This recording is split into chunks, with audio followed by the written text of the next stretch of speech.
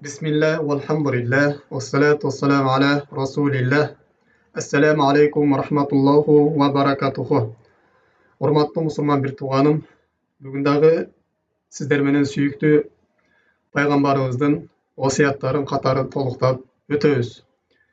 Бүгүнкү токтолуп өтүүчү темабыз бул дагы төмөндөгү хадистин негизинде болмокчу. Ali bin Umar radıyallahu anhuma قال رسول الله صلى الله عليه وسلم.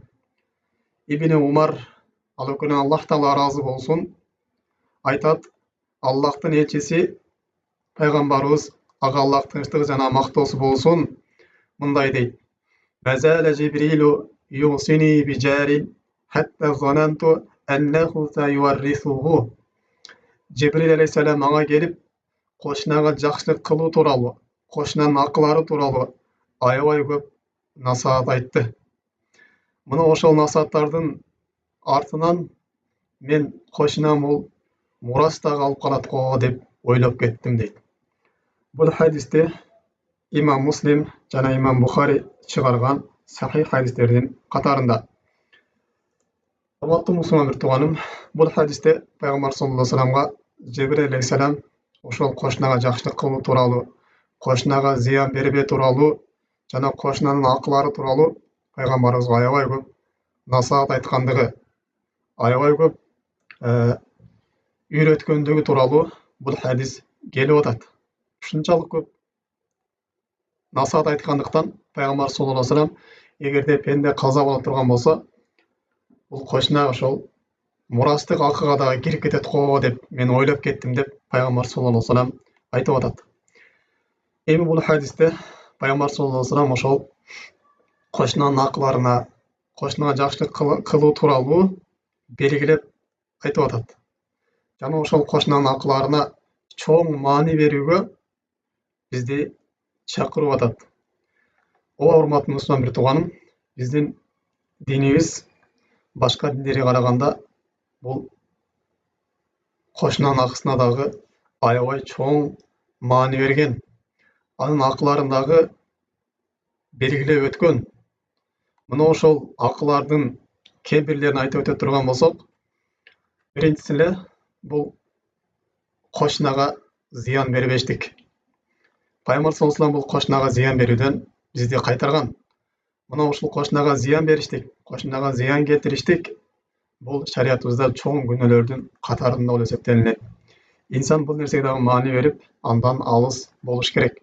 Пайгамбар саллаллаху алейхи вассалам хадисинде айтат: "Мен кана ю'мину биллахи вал яумил ахир фала ю'зи жараху." Кимде ким Аллах Тааланын бар экендигине жана акырет күндүн болоруна иман келтире турган болсо, анда ал киши өз кошунасына зыян бербесин, кошунасына зыян келтирбесин дейт.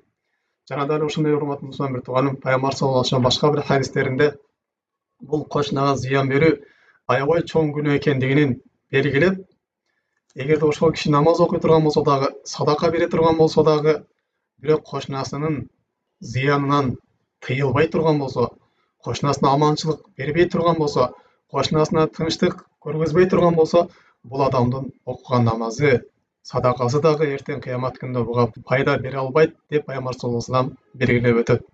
Башка бир хадистерде пайгамбар саллаллаху алейхи вассалам ушул бир эки аял тууралуу суралат. Алардын бирөөсү бар дейт. Аябай көп намаз окуйт, көп орозо кармайт, көп садакаларды кылат. Бирок бир жаман сыпаты бар, ал тили менен ошол кошуналарына зыян берет. Тили менен кошуналарын кыйбат кылат. Тили менен кошуналардын аброюн төгөт. Тили менен ошол ар кандай ушактарды чыгарып, кошуналар менен урушуп, жанжалдашып жүрөт дегенде пайгамбар саллаллаху алейхи вассалам ал аял эртең кыямат күндө тозокто болот деп коет дейт. Та экинчи аял бар, ал көп деле намаз окубайт, көп деле орозо кармабайт, көп деле садака кылбайт. Болгону ошол бир гана бир жарым курут дейт. Ошол бир курут менен бирөөлөргө садака берип коет дегенде пайгамбар бирок тили менен башка бирөөлөргө зыян бербейт. Тилин сактайт, тили менен жакшы сөздү сүйлөйт, кошуналардын көңүлүн көтөрөт, башка мусулмандардын жүрөгүнө жылуулук киргизет. Тили менен ушу жакшы иштерди кылат дегенде пайгамбар саллаллаху алейхи вассалам не дейт? Бул аял эртең кыямат күндө бейиште болот деп коет. Демек, урматтуу мусулман бир тууганым, биринчи кошунанын акыларынан бул кошунага зыян бербештик экен. Кошунага тил менен болсун, мейли иш аракет менен болсун, кошунага зыян келтирүүдөн алыс болуш керек. Жана ошону дагы кошунага бул тынчтык бериштик, кошунаны урматташтык, кошунаны сыйлаштык, ага урмай сый көргөзүү дагы бул кошунанын акыларынан. Пайгамбар саллаллаху алейхи ва саллям айтат: "Ла ядхулул жанната ман ла я'ману жаруху баваиқуху." Кимде-кимдин кошунасы андан тынчтык албай турган болсо, ким кошунасына тынчтык көргөзбөй турган болсо, бул адам эртең кыямат күнүндө бейишке кире албайт деп Пайгамбар саллаллаху алейхи ва саллям айтып атат. Демек, урматтуу мусулман бир тууганым, бул кошунага тынчтык бериштик. Бул дагы кошунанын акылларынан экен. Эгерде бир жумуш кыла турган болсоңуз дагы, бир үнү бийик чыга турган, кошунаңызга зыян бере турган бир жумуш баштай турган болсоңуз, анда биринчи кошунаңыздан уруксат алып коюңуз. Андан кийин ошол жумушуңузду баштаңыз. Же болбосо үйүңүзгө бир ишкана ача турган болсоңуз, мына ошол нерседе дагы кошунаңыздан уруксат алып коюңуз. Мейли ал үнү менен зыян берсин, же жыты менен зыян берсин, ушунун баарын кошунадан уруксат алып, анан баштаңыз. Жана да Пайгамбарыбыздын башка бир хадистеринде бул кошунага урма сый көргөзүү тууралуу мындай дейт: "Мен кана ю'мину биллахи вал яумил ахир фалюкрим жаруху." Кимде-ким Аллах Таалага ыйман келтире турган болсо, эртең кыямат күнү болоруна ыйман келтирген болсо, анда ал кошунасын сыйласын, кошунасын урматтасын деп Пайгамбарыбыз саллаллаху алейхи ва саллям айтат. Андан кийин дагы урматтуу мусулман бир тууганым, бул кошуна менен жакшы мамиледе болуштук, кошуна менен жакшы кулук мүнөздө болуштук. Өзүбүздүн мүнөзүбүздү, жакшы мүнөзүбүздү ушу кошунага көргөзүштүк. Анткени Пайгамбар саллаллаху алейхи ва саллям хадистеринде Муаз ибн Жабалга буйруп, "Халикун нас би хулукин хасанин." Адамдар менен жакшы мүнөздө болгонуң, адамдар менен жакшы мамиле кылгының дейт. Жана ошондой эле башка бир хадисте Пайгамбар саллаллаху алейхи ва саллям бул жакшы кулук мүнөздүн фазилетин баяндап мындай дейт: "Ма мин шайин юдау фи мизани асқала мин хуснил хулукин, ва инна сахиба хуснил хулукин ла яблугу би даражата сахиба сами вас сала." Кыямат күнүндө таразыда эң сооптуу амал бул жакшы кулук мүнөз дейт.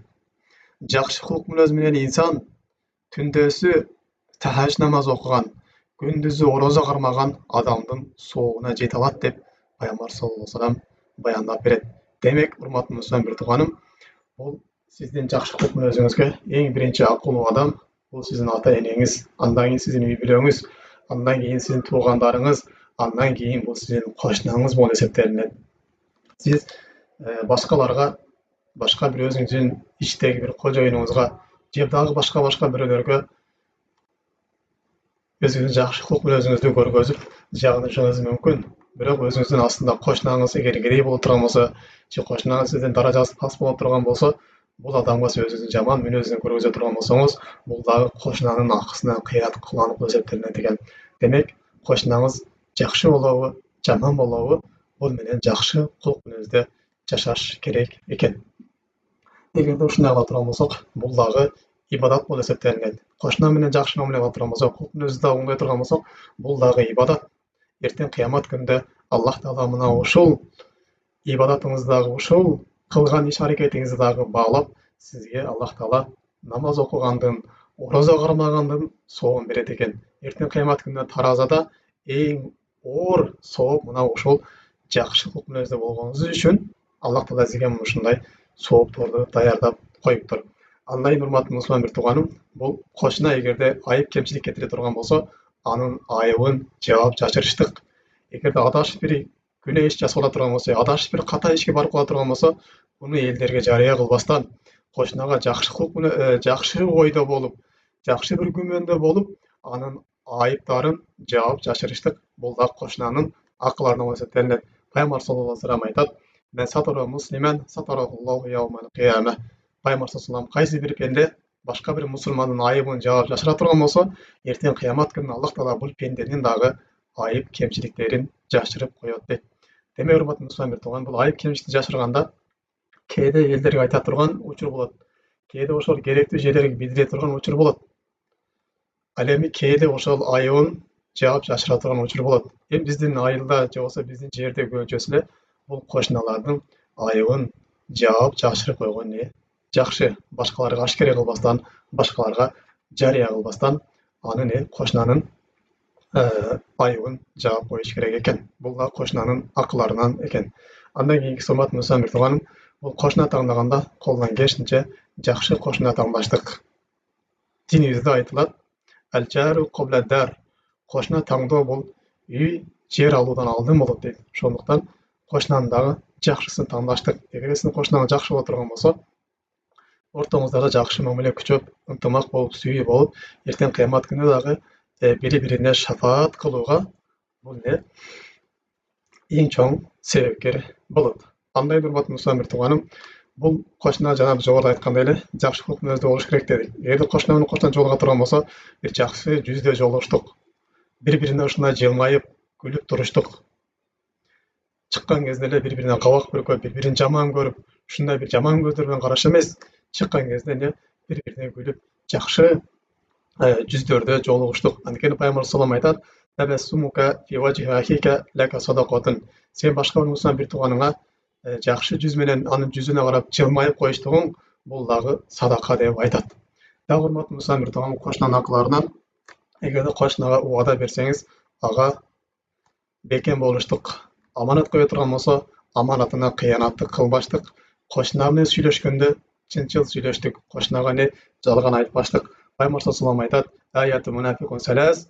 Мунафик адамдын 3 сыпаты бар дейт. Биринчиси ида хадаса кадаба. Эгерде сүйлөй турган болсо, ал жалган сүйлөйт. Эгерде убада бере турган болсо, убадасына кыянаттык кылат. Эгер дагы аманат бериле турган болсо, аманатка дагы кыянаттык кылат дейт. Демек, урматтуу мусулман тууган, эгерде кошунаңыз сизге аманат коюп кете турган болсо, бул аманатка бекем болуштугуңуз.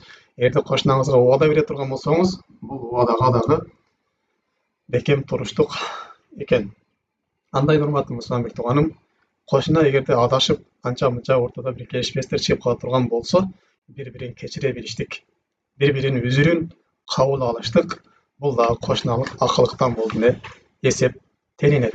Жана дагы урматтуу мусулман тууганым, дагы кошуна адептеринен бул эгерде кошуна сизге муктаж болуп кала турган болсо, анын муктаждыктарын өтөп берүүгө аракет кылыштык. Эгерде сиздин жардамыңызга бир иши түшүп кала турган болсо, анын ишине жардам бериштик. Мейли ал кандай бир жумуш болбосун, той ашта болсун, же болбосо башка бир кызмат иштерде болсун, кандай бир ушундай бири-бирине муктаждык түшүп кала турган болсо, мына ушул кезде кошунага дагы жакшылык кылып, кошуна менен анын кызматын кылып туруштук, муктаждыгын өтөп туруштук. Анткени Пайгамбар саллаллаху алейхи ва саллям айтат: "Аллах таалага эң сүйкүмдүү адам бул адамдарга пайдасы тийген адам" дейт. Адамдарга ар дайым пайдасы тийип, жакшы иштер кылып жүргөн адам дейт. Жана ошондой Аллах таалага эң сүйкүмдүү амал бул башка бир мусулман бир тууганыңдын жүзүнө жылуулук киргизип коюштугуң дейт. Жана ошондой эле Пайгамбар саллаллаху алейхи ва саллям айтат: "Валякди анху дайнаху." Сен ошо мусулман бир тууганыңдын жүзүнө жылуулук киргизип коюштугуң, мусулман бир тууганыңдын карызын өтөп коюштугуң, мусулман бир тууганың ачка болгон болсо курсагын тойгозуп коюштугуң бул Аллах таалага эң сүйкүмдүү амалдардан дейт. Жана ошондой Пайгамбар саллаллаху алейхи ва саллям айтат: "Ли анамшия ма'ахи fi hajatin ahabbu ilayya min an atakifa hadha al-masjid." Пайгамбар саллаллаху алейхи ва саллям өзүнүн мечитин көргөзүп, Мединадагы мечитти көргөзтүрүп, ошол Саудияга барган кезде, умрага барган кезде биз биринчи Маккадан умра кылып туруп, андан ошол Медина жерге Пайгамбар саллаллаху алейхи ва саллям мечитине барып атабыз.